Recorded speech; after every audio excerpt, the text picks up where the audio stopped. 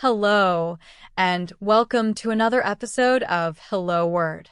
I'm Alex, and I'm thrilled to have you here today as we dive into the fascinating world of the English language. Our word of the day is age. That's right, age is a simple yet important noun that refers to the length of time that a person has lived or a thing has existed. Let's explore this word together and uncover how it fits into everyday conversations. So, what does age really mean? In its essence, age is about time.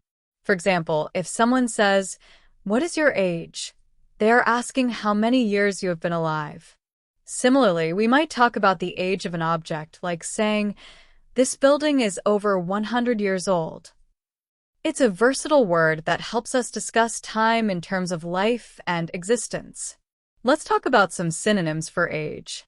Words like era, period, and epoch are related and often used when discussing time spans, though they may focus on history or specific contexts. For example, the Victorian era was known for its distinctive style, or the dinosaur epoch lasted millions of years. While these words are broader in meaning, they share a connection with the concept of age. On the flip side, there are antonyms for age. These include words like youth, infancy, and beginning, which highlight stages of life or existence where time has just started to unfold. For example, during his youth, he traveled extensively, or the project is still in its infancy, so there's much to do. Now, how can we use age in everyday life? It's quite simple. In conversations, you might say, "At my age, I need to be more mindful of my health," or "The age of this artwork makes it incredibly valuable." It's also common in questions like, "What is the legal driving age in your country?" and phrases like, "Act your age," which is often said humorously. Here are a few more examples of age in sentences. The age of the universe is estimated to be over 13 billion years. Her age was not a factor in her success.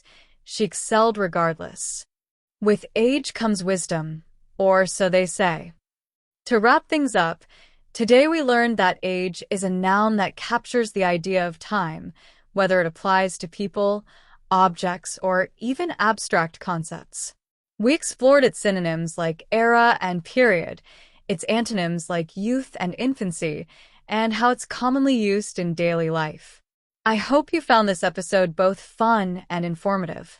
Before we go, I'd love for you to create your own sentence using the word age and share it in the comments.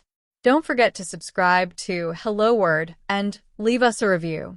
Your support helps more people discover the joy of learning English. Thanks for tuning in, and I'll see you next time.